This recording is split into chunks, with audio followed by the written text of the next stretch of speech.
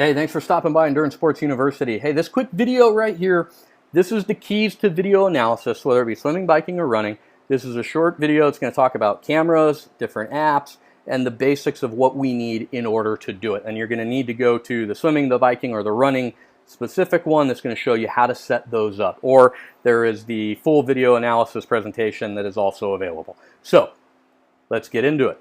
All right, what's our agenda today? Video camera options, equipment, and apps for that, or computer programs. All right, so camera options. In the last few years, there's been a ton of new camera options that are available to the general public to film sports for the purpose of video analysis, and they're affordable, right? 10 years ago, you had to spend $1,000 or more to get a camera that would actually film high def and be usable, really usable for video analysis.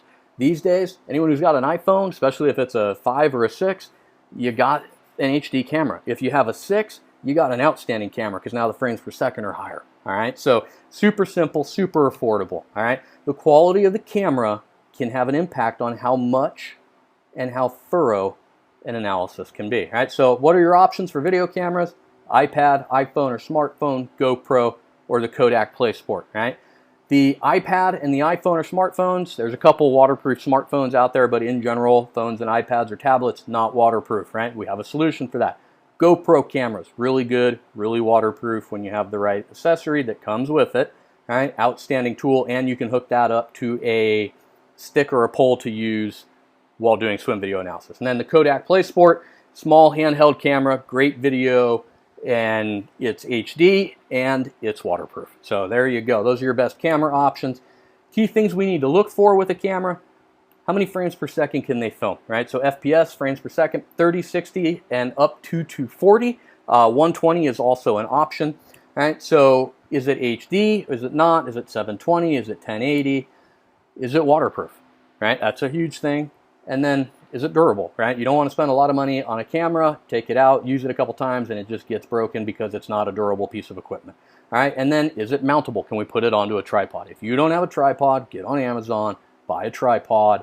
If you have an iPhone or an iPad or something, make sure that you get the one with the correct adapter or holder for it that gets on the tripod and makes this easy. Tripod's going to keep the camera steady, which makes this a lot easier. All right, and then last one, ease of transfer, right? I have it on my camera, I have it on my iPad, my iPhone, my Android, my GoPro, my Kodak PlaySport, whatever it is. How do I get it off of that, or how do I analyze it on it is the question, right? So you got a GoPro or a PlaySport, you got to get it off. You got to get it onto a computer or onto a tablet where you can do the analysis. If you have it on a phone or an iPad or a tablet, if you have it on a tablet or an iPad, you can do the analysis right there with some of the apps I'm going to show you in a minute. If you don't, you got to get it to up to a Dropbox or something to that effect so you can get it to another device or get it to a coach or someone who's going to look at your mechanics. All right, so frames per second. It really depends on the resolution, 720 versus 1080. All right, so here's some basic numbers. iPhone 5 is 30 frames per second. The 6 or 6 Plus is 30, 60, 120, or 240. You can choose the mode. iPad Air and iPad Mini right now is only 30 to 60. They're coming out with new ones at some point in September, October 2015. So we're going to expect to see the iPads have the 120 or the 240 option like the iPhone 6.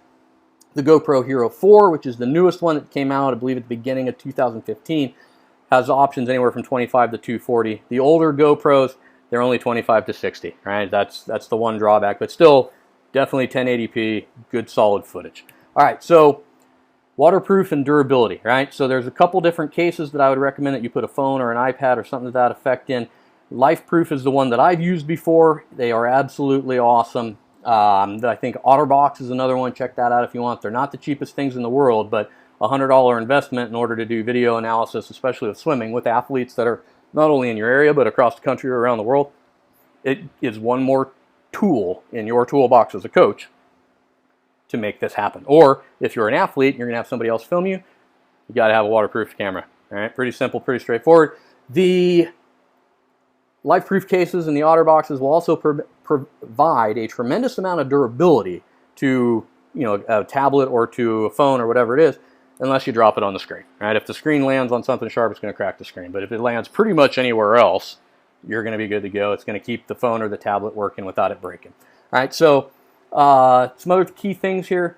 Mountable, right? We want to be able to put this stuff on a tripod, right? It makes it easier, it makes it more consistent, and we're going to get better measurements, better angles. All right, and then ease of transfer. Again, tablets and phones, super easy. The GoPros and the Play Sport require USB, so we're going to have to transfer it to something, computer, tablet, whatever it may be, and then get it to the software where we're going to actually take a look at what's going on. All right, so ease of transfer, Dropbox, iCloud, USB, those are your three most common ways. Dropbox is probably the easiest. You just upload it, send it to your coach. The coach can download it onto whatever they're going to use, do the analysis, re-upload it, and poof, you have video analysis. All right, so some software to take a look at. The top two are apps. So Coach's Eye or UberSense, those are your two apps. I personally like Coach's Eye. I have it on my iPad, have it on my iPhone. It allows me to film somebody and immediately analyze what they're doing. UberSense, a little more complex to use, but it might have a few more features. Never really used it a lot, but I know it does have some very powerful tools. And then if you're going to do something on a computer, Silicon Coach or Dartfish, far more expensive programs, but something that's going to give you far more tools and neat things that you can do when you're actually analyzing the video. So, golden rule, guys, keep the camera as perpendicular as possible and keep it steady. Get it on a tripod. It's going to allow us to measure the angles more accurately. All right, so what's next? You got the short videos, the swim video, cycling video, and run video analysis. Super short, shows you how to set it up, get it done. You got the video analysis, the full presentation, that has everything in it. And then you got the swimming biomechanics and the running biomechanics. That'll show you what we're actually looking at once we have the video. So, all right, guys and gals, I hope this gets you going in the right direction, gives you some ideas of cameras and how to set it up, and then specific swimming, cycling, and running video analysis videos will show you what exactly to do with each sport. So, all right, guys, good luck. Get some video. Let's be more efficient. Let's be faster. All right, guys. Till next time.